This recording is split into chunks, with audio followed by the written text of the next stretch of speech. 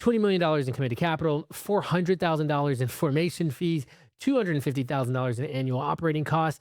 That's what the internet's going to tell you it's going to take to launch a real estate fund. And that's the number that the NAILP publishes. That's the number that Fund Launch and some of these other places repeats. That's the number every fund formation lawyer puts on their PDF before they charge you 30 grand to draft a PPM. And honestly, it's also a complete lie. I launched my very first fund for under 20 grand all in and have helped operators launch theirs for less. And this episode is going to walk you through the actual line items, every dollar, where it goes, what you can skip, what you absolutely cannot skip, and the 30-day decision tree to figure out whether you should even be doing this in the first place. Before that, I'm going to share with you 5 headlines from this week, including the moment private credit broke for the first time on record and the Miami prop tech that just told you exactly how the next 10 years of operators' wealth is going to get built. So stick around because this one's going to be fun. Welcome to Funds on Fire, the podcast that ignites the passion of investment funds and capital raising. Here we turn the complexities of fund management into clear, actionable steps that drive results. I've invested into diverse real estate across the United States and managed thriving funds, and I'm committed to transforming lives through the vehicle of investment funds and helping others to do the same. Join me as we document the journey of scaling businesses, raising capital, and impacting tens of thousands of people around the world. My name is Devin Robinson, and welcome to Funds on Fire. Really quickly, before we dive in, this episode is brought to you by FundFlow OS. And remember, FundFlow OS is the autonomous operating system for real estate private capital. It's the full back office from deal intake all the way to K1s at the year end. Not just another CRM to have you have to babysit, but we're talking about Flow AI, an actual AI employee that builds your daily action list, runs your investor follow-ups, drafts messages, finds the right investor for your deal, manages your distributions, and keeps you compliant inside of 506B or 506C with full evidence trails and a substantial relationship tracking. And it's the employee that you can't afford yet, but you need. So use the code FIRE to get 50% off your first 3 months. And it's free to start just kind of on the base plan. So go to fundflowos.com. Again, it's fundflowos.com. Use the code FIRE. Now let's go ahead and dive in. For the first story, last Wednesday, May 13th, the Senate confirmed Kevin Warsh as the next chair of the Federal Reserve. The vote was 54-45. That's the closest Fed chair confirmation in modern history, almost completely right in the middle of the party line. Only one Democrat, John Fetterman, crossed the aisle. Warsh is the 11th Fed chair of the modern banking era. Powell's term as chair officially expired on Friday. Some people are jumping for joy. May 15th was the last day. Powell does not leave the Fed, though. He stays on as the board of governors until January 2028, but the chair gavel is now in Warsh's hands. Some people are excited, some people are not. Warsh's first FOMC meeting is in June on 16th and 17th. Now, here's the part everybody's missing. The market is pricing for cuts. The financial press is talking about it being a dovish pivot. Warsh is a guy who has gone on record saying AI productivity gains give the Fed room to cut. So it's mentally penciling in 50 basis points of cuts before the end year. Look at the FOMC dissent, though, from April that we previously talked about. 3 of the 4 dissenters voted to raise rates. 3 sitting members of the committee, Warsh just inherited, are openly hawkish. He cannot just walk in and cut. He has to actually convince a committee that 1/3 of which thinks is the easing bias should come out in this of their statement entirely. A former Dallas Fed president put it cleaner than I can. He says, Kevin Warsh is not going to, and I don't believe, be able to come in here and convince his colleagues that this is the time to cut rates. This is from inside the building. This is what he said. So when your LP asks you on a call this week, what are you assuming about rates? The answer is probably not, hey, we're excited about this dovish pivot. The answer is, hey, we're assuming flat overnight rates through the end of the year and maybe 25 basis points at the end of the year. That's kind of the disciplined answer that we should give instead of like blowing smoke and being very like overly dovish like we've been in the past, or at least sometimes I've been. So look like the operator who knows the committee composition, like what's actually happening, not the operator who reads CNBC headlines. It's very, very important. The second headline, this one matters more than headline 1 for your underwriting if you're underwriting deals. Last Friday, May 15th, the 30-year Treasury yield jumped 11 basis points in a single trading session, closing at 5.12%. That is the highest level since May 2025, approaching levels that we haven't seen since October 2023. Long duration just broke 5%. On the same day, Powell handed the gavel over. There's so much going on right now. Now, the chart guys out here are going to write a 5,000 word LinkedIn post about why and what's going on. I'm just going to keep it simple for you. Inflation expectations come in hotter than expected. The bond market does not believe the Fed will cut as much as the Fed says it will, and foreign buyers of US debt are getting more selective. So you get a 5 handle on the long end. Here's the BlackRock quote from the week from the largest asset manager on the planet. He says, I quote, "We think higher yields are here to stay and long-term government bonds are no longer effective diversifiers against equity declines." Read that one more time. BlackRock just said that the 60-40 portfolio is dead. The long bond can no longer hedge equities. That is the rebalance trade your LP wealth manager is having a meeting about right now. What this means for you is the 10-year ticked up too. Commercial real estate financing prices off the 10-year. So fixed rate permanent loans just got more expensive again while everybody was talking about rate cuts. Now, here's the capital raising play in 2 sentences that you want to add to your next investor email this week. The 30-year just closed above 5% for the first time in over a year. We have updated our underwriting to assume a 4.3% 10-year through the life of every active deal. Our model still works. Your money is in real assets generating real cash flow that does not care about the yield curve. That's how we have to underwrite it. That's how we have to present it to investors. Sign off 3 sentences, sounds professional, reads like somebody who watches the markets. That's the tone you want. Headline number 3, this is the biggest story of the week, and almost nobody outside of private credit Twitter is talking about it. Bloomberg on May 14th said private credit BDC redemptions surpass fundraising for the first time on record. Non-traded private credit funds gave more money back than they raised in Q1 ever in the history of the asset class. BCRED alone took $3.7 billion in redemption requests in the first quarter. Blackstone had to raise the quarterly gate from 5% to 7% and personally injected capital just to honor the requests of the people wanting their money back. And then there was a John Gray emergency capital injection on Thursday, the one where 25 Blackstone executives personally wrote checks for $150 million to keep BlackRock's credit fund whole. That happened, and the redemption pressure is still building. This week, Goldman Sachs is quietly shopping a significant risk transfer deal on a portfolio of loans to private market funds. What's the translation here? Goldman is trying to find somebody willing to buy the bag they no longer want to hold. The same week, KKR, BlackRock, and Apollo all announced buyback programs, team changes, and operational reviews at their BDCs. When 4 mega platforms move at once, the rats are all on the boat. And one of them is the one who told you private credit was uncorrelated and safe. Okay, here's the part for you. Here's the part where you need to think about. Money is rotating right now in real time. LPs who pulled $3.7 billion out of BlackRock's credit fund in 1 quarter did not light it on fire. They just moved it somewhere. Some of it went back to public equities. Some of it went back into shorter duration credit. Some of it is sitting in a money market funds collecting 4.3% or less. And then some of it is looking for the next allocation. Where do you think the LP who just got burned by an institutional brand wants to put their next dollar?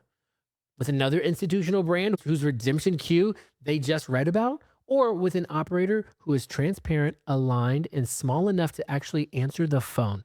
This is your moment. The flight to quality just flipped directions. Be ready to catch capital that's moving right now. Headline 4, and this one is the operator playbook for the next 10 years. Last Wednesday on the 14th, Inman ran a piece titled, quote, Proppy's $100 million bet. Buy the title firms, run the back office on AI. Proppy is a Miami prop tech company. They closed multiple title and escrow acquisitions over the last 6 months. Delta South Title in Alabama, Boss Laws Title in Florida, funded by a $100 million credit facility from the Metropolitan Partners Group. Here is the playbook in 1 sentence. Buy a boring legacy service business, replace 70% of the ops with AI agents, keep the relationships, the licenses, and the customer base, scale margins from 30% to 70%, rinse and repeat. Their AI is called Agent Avery. It runs title search, document review, communication with buyers and sellers, scheduling, and probably half the email that used to require a paralegal. Avery does not get tired. Avery does not need health insurance. Avery does not require quarterly reviews. Now, I want you to sit with this for a second. The single hottest investment thesis in prop tech right now is buy the service business, replace the labor with AI, capture the margin. That is not a hot take. This is $100 million of credit facility from a real lender backing a real strategy in real time, which means the same playbook is available to you. You got to just go and find it. And here's the real talk. I'm not telling you to go out tomorrow and go buy a title company, although honestly, if you have the relationship with an operating and you can do the operations of it, that wouldn't be a terrible play. Property management companies, insurance brokers, bookkeeping firms, tax prep shops, construction supply distributions, inspection companies, every one of those businesses run on legacy software and bored humans doing repetitive tasks. Every one of those businesses can be acquired for 2 or 4 times EBITDA, and every one of those businesses have its operating costs cut in half with the right AI stack. The fund that wins the next decade is not the operator who is fighting for cap rate compression on a multifamily deal. The fund that wins the next decade is the operator who realizes that real estate adjacent service businesses are the next value add play. Buy boring, install AI, print money, distribute to LPs, rinse and repeat. That's what Proppy is doing publicly with a credit facility right in front of you. Here's the capital raising play for you. If you're building a fund right now, your thesis can include this. Hey, we acquire real estate adjacent service businesses, install agentic AI to compress operating costs, and distribute the margin expansion to LPs. This is the hedge fund thesis dressed up in real estate clothings, and LPs are going to love this because it's an uncorrelated with cap rates. It doesn't matter. A lot of times it doesn't matter what's going on with interest rates. Steal it. It's yours. You can have it. Do it. Headline 5. This is going to be 2 announcements stacked together because they're kind of the same story. Number 1, OpenAI launched a $4 billion enterprise consulting business called the OpenAI Deployment Company. Their version of what Anthropic announced 2 weeks ago with Goldman Sachs, Blackstone's, and Hellman & Friedman that we talked about. The play is identical. Sell installation services to PE-backed mid-market companies so agents actually get deployed instead of sitting in a developer's tab. The second one, at Sapphire 2026, SAP launched an autonomous enterprise, 200 plus AI agents embedded across finance, supply chain, procurement, HR, and customer experience, partnered directly with Anthropic. What does this mean?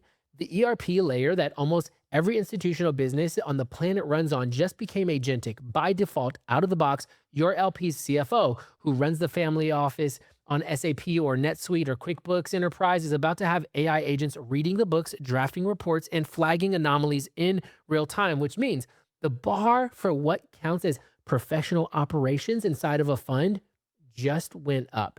6 months ago, sending a clean monthly investor update was best in class. Today, that is the baseline. Tomorrow, your LP is going to ask why they can't see real-time portfolio metrics in a dashboard somewhere because their other GPs are starting to ship that. If you're running on spreadsheets in May 2026, you're competing against an enterprise stack that runs itself. Now, that's a heavy week of news. That's so much. Let me bring it home before we go into the main episode. Warsh got the gavel. Long duration broke 5%. Private credit BDCs flipped to net outflows for the first time ever. Proppy is showing you the new operator playbook, and the platform layer for institutional ops just went agentic.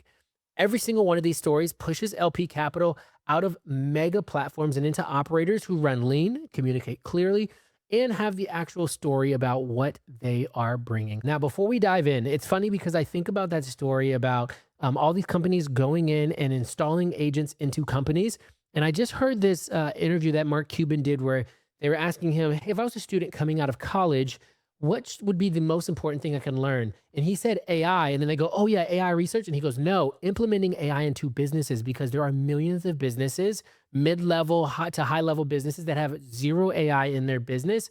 And you have the opportunity to go in and do that. And that's exactly why we created the fractional chief AI officer program. And we've already started to put it into 6 funds and real estate operators around the country to help them to streamline their business and just completely install and bring AI into their operations and help to make everything a lot more efficient and effective. If you are interested in the Chief AI program, you can either hit me up on Instagram, devin.robinson1, X, anything like that, or go to the website fchiefaio.com. It's fchiefaio.com.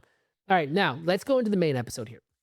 I want to read you guys something. This is a direct quote from the NAIOP publication on how to set up a private equity real estate fund. NAIOP is the Commercial Real Estate Development Association. Real institution, not a guru, not a course. They said, and I quote, the minimum fund size is generally considered to be $20 million. Another quote, same source, the lower floor for organizational fees is about $400,000. That's a kind of crazy quote. Third quote that they have, for a blind pool fund, you should have enough equity to cover the $250,000 plus annual operating costs. Total cost of entry per the gatekeepers, $20 million in committed capital, $400,000 in formation, $250,000 in annual ops. If you take that at face value, real estate fund management is a game for people who have a few $1,000,000 just sitting around. Maybe a fund admin firm in the family, maybe a Goldman pedigree. Definitely not for the operator listening to this podcast in their truck on the way back from a job site. And this is all a lie. Not a misunderstanding, the article was for a different audience. No, it's a lie by omission to protect a specific industry. And I'm going to tell you guys who and why. Look, NAIOP did not write the lie. They're an industry trade group. They publish what their sponsors want them to publish. Same as Fund Launch, same as RSM, same with most of the SEC attorneys who quote $30,000 for a PPM before they'll even take your call. Here is who benefits from the $20 million narrative. Fund administrators benefit because if you're a real fund of 20 million plus, you need fund admin. That is a $60 a year line item minimum. That doesn't exist if you're a smaller vehicle. Big law benefits because formation work on a real $20 million fund is 6 figures of legal deliverables and billables. Formation work on a $5 million syndication is 15 grand and out of the door. Big accounting benefits because auditing, tax, Form PF, K1s for 200 investors, $40,000 a year of professional fees minimum. None of that exists at a smaller scale. Custodians also benefits, prime brokerage benefits, tier 1 fund admin platforms benefit, the entire institutional finance industrial complex benefits from the story that you need to be huge before you get started. You know who doesn't benefit from that story? You, the operator, the person with a track record and a few investors who are ready to formalize something with you, the flipper or builder who wants to graduate from one deal at a time to a permanent capital vehicle. So they tell you to wait. They tell you you're not ready. They tell you to keep doing syndications until your AUM is credible. They tell you a real fund needs a real team and a real infrastructure. And while you're waiting, somebody else is launching with a microfund or a Reg D 506C or a syndication structured like a fund or a series of funds or a fund of one deal that they will roll into a multi-deal fund once they prove demand. They are not waiting. They're launching small, cleanly, legally, and at 5% of the cost. I'm going to walk you guys through the actual line items with real numbers so you stop using "I can't afford it" as the excuse that costs you the next 5 years of your life. Okay, here is what it actually costs to launch a compliant real estate fund or a fund equivalent vehicle today in May 2026 with a competent SEC attorney and a real operations stack, not theory, real numbers. Line item number 1, the PPM. This is your private placement memorandum. This is the one that the big law quote, like $30,000, sometimes more. The real number for an SEC attorney who actually works with emerging managers, it's going to be between $515,000. Most of our Fund Founders members spend between 15, 20 grand on a clean 506B, 506C, PPM, and operating agreement and subscription agreement through our membership. This is the legal trinity: PPM, operating agreement, subscription agreement, 3 documents, custom written for your structure, reviewed by a real attorney, anywhere between $15,000, $20,000. Easy. Pretty dang different from 30 grand. Now, the second line item, state filings and Form D. Form D is a federal filing. Costs $0 to file. It's a form. You upload it to the Edgar system. Done. Blue Sky filings are state level. Every state where you have an investor charges a fee for to file a notice. Typically $100 to $300 per state. If you have investors in 5 states, that's somewhere between $500 and $1,500 total. Seriously, it's going to be just depending on the state, unless it's like New York. New York is like $500 by itself. Line item number 3, fund admin. The myth is that you need fund admin. You really do, but it's not. You don't always have to have it, and it doesn't always have to cost you 60 grand a year, depending on how big your fund. The reality, if you have fewer than 25 investors and you're running clean documentations, you don't always need fund admin in year 1. You need a great CPA who knows real estate, tax preparers who can do K1s, and a system to track everything. Make sure your CPA, though, is a fund CPA, so it can do fund accounting. The cost of CPAs who know your structure, $2,000 to $5,000 a year. Cost of K1 prep for 10 to 20 investors, $2,000 to $5,000 a year. Cost for a system that handles the back office, like a fund flow, for example, few $100 a month. The total cost of the fund admin function in year 1, under $15,000. Compared to 60 grand if you go to a tier 1 admin firm, you save $45,000 just by being scrappy and smart for your first year. The fourth line item, annual operating costs. The NAIOP number, $250,000 minimum. The real number for a fund under 10 million in AUM, somewhere between 15 and 40,000 a year all in. That includes legal review of changes, CPA, tax, K1, and back office softwares, especially if you're using FundFlow, your investor portal, and kind of the compliance aspect, all covered in there as well. And honestly, it's 1/10 the number that they quote. Not because we're cutting corners, but because you're running lean. It's a lean and modern operation with AI doing the work that used to take 3 back office hires. Line item number 5, the startup capital. You do not need 20 million in committed capital to launch a fund. You need 1 deal under contract and the investor base who can fund it. If your first deal is a $500,000 single family rehab and you can syndicate it under a 506B or 506C for 10 to 15 investors who are accredited, sophisticated, or you have a pre-existing relationship with you, your fund is 1 deal. Your structure is a syndication LLC. Your documents look like fund documents. Your investor experience is a fund experience, and your AUM at close is the $500,000 that you raised. And you can actually get all of those docs in FundFlow. Instead of paying $15,000 to an investor and waiting 3 months, you can get it for $6,500 in under 7 days, and actually reviewed by an SEC attorney through FundFlow. If your second deal is under $500,000, you can use the same structure, same template documents, save half the legal costs. Now you have 1.05 million in accumulated deployed capital. Investors are happy. They want more. By the time you have done 5 deals and you have 2.5 million deployed capital and 25 investor relationships, now you can talk about converting it into a true multi-deal fund vehicle. Investors who already trust you because they've been paid back on every deal will roll that money into a fund structure for ease and access. That's the real path. Not raise 20 million first, deploy 1 deal at a time, build the track record, convert to a fund when the operating leverage justifies it. Now, let's total all of this up so it's concrete. PPM and the legal trinity, that's going to be anywhere between $15,000 to $20,000. State filings, $500 to $1,500. First year CPA, K1 prep, $2,000 to $5,000. First year back office software, couple $1,000. Marketing and investor outreach, $3,000 to $5,000. Total all-in launch and run your first syndication / micro fund, whatever you're going to do, in between $20,000 to $30,000 all in for everything. I mean, just honestly call it 35 grand to be safe in total. And a lot of that setup fee is reimbursable back to you in setup costs, including the buffer for stuff that comes up. 30 to 35 grand. That is what it actually costs to launch and run a fund in year one. Not 20 million in committed capital, not 400 grand in formation, not 50 grand in annual operating costs, like they said. 30 to 35 grand that you raise back from your first investor's commitment when they close anyways. So you may be sitting there thinking, okay, Devin, this sounds great, but how do I actually know if I'm ready to launch a fund?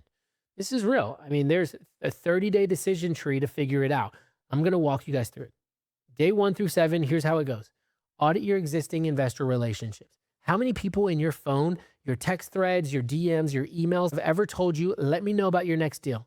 Count them. Be honest. If the number's under 5, you're probably not ready. You may need to start talking about it more. You need to spend more time in the next 90 days deepening those relationships, not launching the fund, but making people more aware about what you're doing.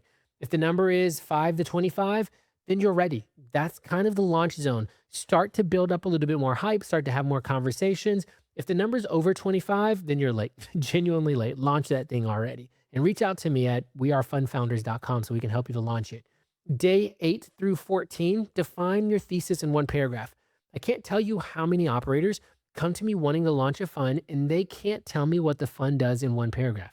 If you can't do that, then you're not ready to launch a fund yet. You're launching just kind of some vibe. I got a vibe for what I'm going to do. Vibes don't raise capital from real LPs. The thesis answers your question. What asset class, what geography, what deal size, what return profile? If you can answer those 4 in one paragraph, your thesis is ready. If you can't, you have homework before you spend any money on a PPM. Day 15 through 20, stress test the legal structure with an SEC attorney. Get on a 30-minute call with a real estate securities attorney. I suggest Seth Bradley. Look him up on Instagram. He's my partner in a lot of this stuff, and he's the best. Not just a generalist, a specialist attorney. The conversation should answer 2 questions. Do you qualify for a 506B or 506C given your investor list? And what is the cleanest entity structure for your strategy? Most SEC attorneys will do this consultation for free or for a few $100. Stop trying to figure compliance out on YouTube. You can also always reach out to me or Seth. If you don't know an SEC attorney, like I said, Seth and Inside Fund Founders Foundations, we make those intros for you. Stop guessing. They're easy to talk to. Day 20 through 30. Draft your investor pitch and send 3 test conversations. Not a fancy deck, a 1-page document with your thesis, your structure, your fee terms, and your projected returns. Send the 3 investors you trust to give you honest feedback, not to raise yet, just to give you feedback and go, hey, I'm launching a real fund this year and I wanted to read you my 1-pager. Would you tell me what's unclear or unconvincing? That email gets 90% reply rates from people you already know. If you need help with that deck, you can actually build your deck inside of FundFlow, which you can get started for free, build that deck out easy if you don't have your fund yet, and then get 3 pieces of feedback. Later, you know you're going to want to fix on your deck before you spend any dollar on legal documents. At the end of the 30 days, you have a list of 15 to 25 committed conversation, a thesis paragraph, a legal structure approved and talked through by an SEC attorney, and a pitch document that has survived first contact with real potential investors, and you're now ready to spend that money on that PPM or sign up for Fund Founders, and we can help you with the whole thing. Now, you don't want to be the I think I'm ready. You want to be ready with receipts, with actual structure. Okay, so where do you actually go from here? 3 steps in order, no skipping. Here we go. 1, Fund Founders. You can get it for free, the Fund Founders Foundation. It's a free mini course on walking you through getting started with your fund. You could go through that, or you could just jump right into the Fund Founders Founder Circle, and we'd be able to help you to launch that fund, help you to raise capital, and get you started right away. Now, the Foundations is really going to be an entry-level educational thing that you can just go in. It covers fund structures, one-on-one. It's like fund structures 101, 506B versus 506C, legal terminology you keep getting tripped up on, compliance, fundamentals, self-pace, 2 evenings on the couch, super easy. You can get that at wearefundfounders.com. And this matters because you're about to spend $25,000 launching a vehicle and $200 spending time to understand if the vehicle is for you, and it pays for itself 50 times over. You might as well do it. You stop sounding like a beginner in the lawyer's office. You stop nodding along to terms you don't understand. You stop signing things that you should be asking questions about. Go grab it. Step two, the 7-day syndication launch.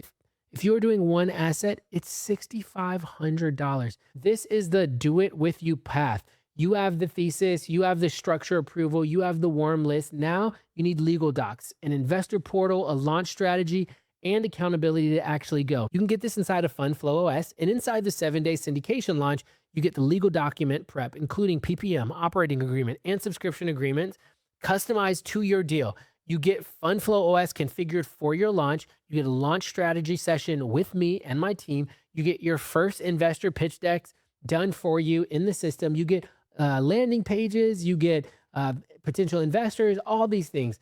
And all of that in 7 days, not 7 months. For context, Big Law charges 15 grand for the PPM for syndication alone.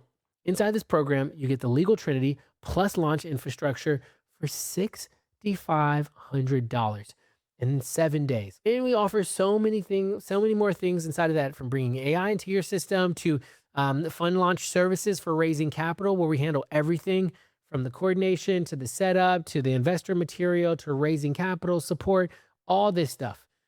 Step three, get FundFlow. It's free to start, or if you are just kind of getting started and you don't have a fund set up, it's free to get started, start managing and tracking your investors in there. But if you have a fund and you want to get everything set up, you can use the code FIRE. It gets you 50% off your first 3 months once you upgrade. This is the operating system for you to live in, from your first lender update all the way through your fund's K1 distribution at the end of the year. We can take care of all of that for you. Now, free to start, easy to do. Okay, here's the part that I want you to actually hear. For 30 years, Real Fund Managers was a title gate kept by a small group of people, mostly white men, Wharton MBAs, Goldman alums, inheritors, family office heirs. The cost of entry was so high that the only people who could clear it were people who already had access. That is not the world anymore. Not since the SEC no action letter on 506C verification back in March 2025. Not since AI compressed the cost of fund operators by 90%. Not since the private credit redemption queue for BCRD told every LP that the institutional brand premium is no longer free. The cost of entry to fund management in 2026 is $25,000. That's approximately one decently used car. That's 2 months of mortgages on the average suburban house. Honestly, that is 3 trips to Europe for somebody who has the means. If you have been telling yourself for years that you can't afford to launch, honestly, the number is 25 grand. If 25 grand is a real obstacle for you, then this episode is not for you. Focus on doing more deals. Get the capital. Come back next year.